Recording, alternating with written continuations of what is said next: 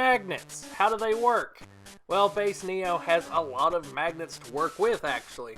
All centered around Neo Revelation's Magneton, which using its electromagnetic power, you can move energy freely between all of your Magnemites, Magnetons, and Dark Magnetons. With this Magneton clearly being the lead, what other magnets do you pair with it? Well, for me, I think that the Neo Revelation Magnemite is a clear winner for Magnemites. Although it only has 40 HP, it can benefit from Steel Energy, which helps it take less damage, and you still have Focus Band. The main draw on this is that combo of Lock-On and Electric Bolt. An early game Lock-On can actually force some pretty important swaps that can mess around with your opponent's strategy. Because if they don't have a way to gust you back onto the bench, then 50 damage and certain paralysis on the next turn is really scary to deal with early game.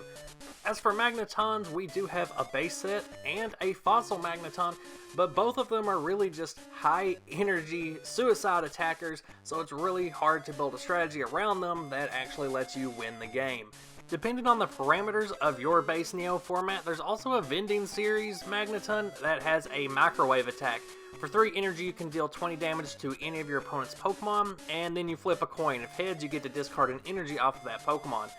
And from the Versus series, we have Jasmine's Magneton, which for 3 energy can deal Sonic Boom damage, which ignores weakness and resistance. But with all of these cards, you have the problem of the energy cost for these attacks being way too high for what they produce. The Revelation Magneton can help you get energy onto Magneton more quickly. However, it has better attacks, so you're better off just using that Neo Revelation Magneton.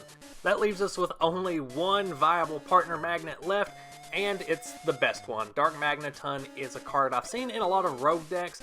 It's a useful tool for stacking energy on benched Pokemon that can't use that energy, like a Murkrow, in which you would use an energy removal to remove all of the dark energy on a Murkrow or another card like that, and then just use magnetic lines to stack all the other energy on your opponent's Pokemon onto that Murkrow, and they have no way to move that energy around or really remove it from the Murkrow, so it gets trapped on the field. They can't get it out of their discard, it just stays there. And so that's going to be the strategy we adopt for this deck. Dark Magneton does have low HP, but we have Focus Band. It has a relatively low energy cost, only 2 energy to use magnetic lines, and it's still in a decent chunk of damage with 30.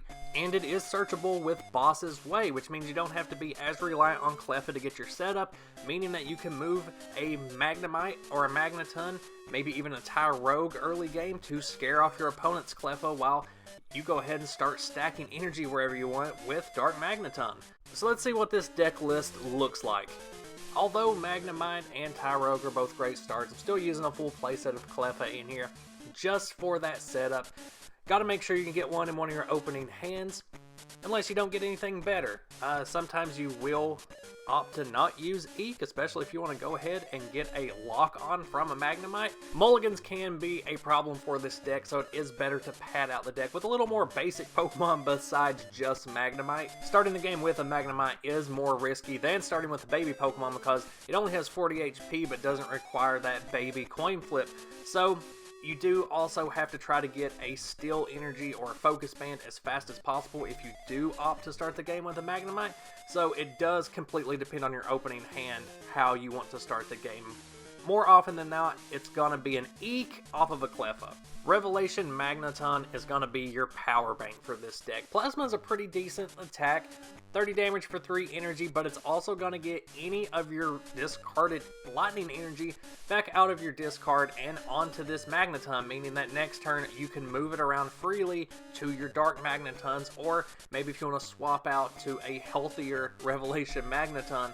So 2 copies of the Revelation Magneton and 2 copies of Dark Magneton. Like I mentioned earlier, the strategy is going to be using magnetic lines over and over to move basic energy off of your opponent's active onto a benched Pokemon that can't utilize them, and in the meantime you're going to be using energy removals to get rid of those special energy cards that you can't move, like your Steel Energy, your Dark Energy, and more rarely your Rainbow Energy or a Potion Energy, Full Heal maybe. 1 copy of Tyrogue in here as a scare tactics card against not only Cleffa but also Clefairy and Clefable, which when you're playing rogue decks you're going to be running into that card a lot.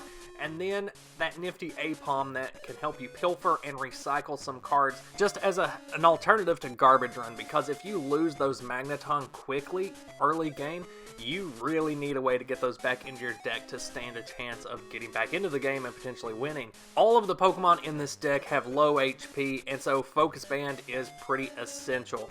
And deciding where to place those Focus Bands also depends on how you're reacting to your opponent's side of the field. So if you know that you're only going to maybe use one Eek and then retreat to the bench, I would say don't even worry about putting a Focus Band on your Cleffa. Save all of them for your Magnemites. And if you're going to have to rely on maybe an Apom, you're losing cards really fast, more than expected, then I would say make sure you reserve a Focus Band for that card as well. Running a 2-2 Professor build, though, if you do want to get some Lightning Energy into the discard early on, that way when you use Revelation Magneton's attack, you do have that energy acceleration going on, then I'd say go ahead and maybe opt for a third or even a fourth Professor Oak in this deck. You do have that option as long as you keep Apom in here, because you can keep pilfering and make sure you don't deck out after too many Oaks.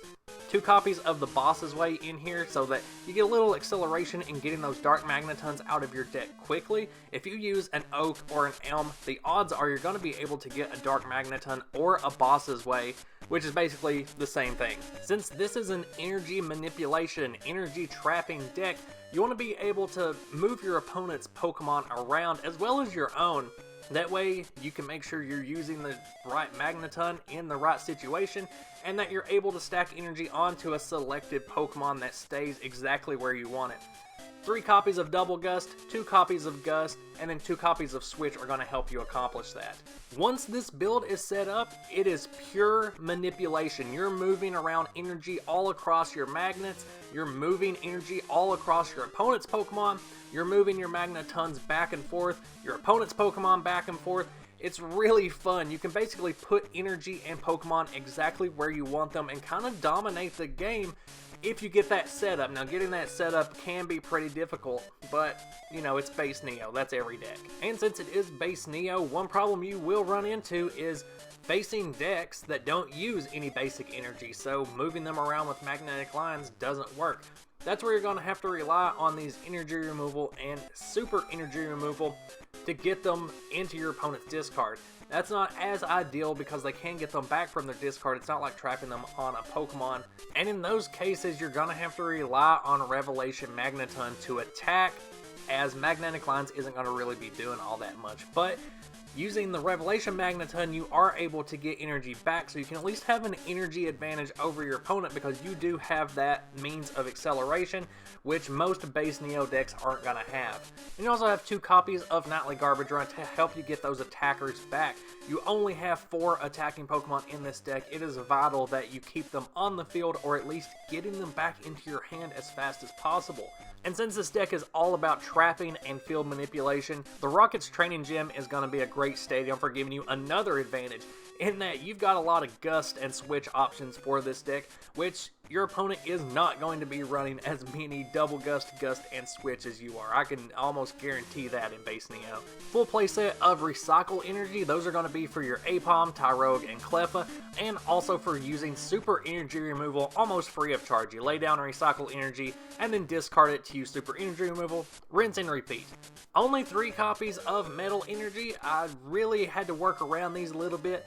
I found that taking out a Metal Energy and including 1 more Lightning Energy really helped this deck because none of the Magneton actually need the Steel Energy. Only 2 of them can really benefit from it, but still getting a Magnemite onto the field with a Steel Energy very early game, turn 1 or 2, is extremely helpful for this deck. So only running 3 copies of those, but you still don't really have a problem getting them into your hand when you need it. It's really just another tool to help that Magneton stay alive. That way you can keep using its attack to recharge all of your magnets with those Lightning Energy from the discard. Filling out the rest of the deck with 10 Lightning Energy found that to be the perfect amount. This request deck came from Nick F. And when I first looked at it, I was like, oh yeah, this might be a pretty reasonable deck to run. And it turned out to be one of my favorite rogue decks of base Neo. Right up there with that Dark Golduck Mewtwo deck that I did a video on earlier. And while manipulating the placement of Pokemon and energy all across the field, it does have some pretty essential limitations, the biggest being 1 energy attackers. Decks like Kingdra really don't care how much energy you're moving around because they only need 1 energy in their hand, and that's pretty simple to get with the amount of draw power and search power that base Neo has. And then you have decks like Jumpluff with free retreat where they're going to be able to retreat for 1 energy anyway, so they don't really mind moving around Pokemon all that much. It's just as easy for them to lay down 1 recycle energy to retreat off of. Plus, around this time, Jumpluff decks were starting to tech in a lot of fire types to deal with steel types like Steelix, and so you would be at a disadvantage there. Even though Magneton does resist grass type, it's still going to be weak to fire. Which brings me to the next limitation. Fire types in Neo are way better at energy acceleration than this Magneton is, and it just so happens that they're weak to fire, and so when it comes to energy acceleration, this deck is completely outmatched by fire acceleration, which you did see a lot of paired with stuff like Blaine's Arcanine or Macargo. With this Magnet deck, you're going to be holding a lot of trainers in your hand, those Gust and Switch cards especially, and so this deck can be pretty susceptible to last. It's going to empty your hand really quick since you're not going to be playing a lot of Pokemon down onto the bench either. So if you want to extend the scope of this deck beyond just magnets, if you want to make it into a full-fledged lightning energy acceleration deck, then I would recommend the Neo Revelation Ampharos. Ampharos? Let me know down in the comments how you say this Pokemon's name. Attract Current fits perfectly with this deck as it's getting energy onto your magnets that you can then freely move around as you like. The problem is, because it's a stage 2, it does eat up a lot of space in your deck. You could run maybe like a 2-2 Mareep Ampharos with Pokemon Breeder, but even then, it's still taking up a lot of space. But if you are including the Mareep line, I would say go ahead and throw in 1 copy of Dark Ampharos. Its conductivity power is going to add just 1 more layer of manipulation to the deck, and that added 10 damage per energy can help you get knockouts later in the game. That's going to do it for my Magnet discussion. Thanks again to Nick F for recommending the deck.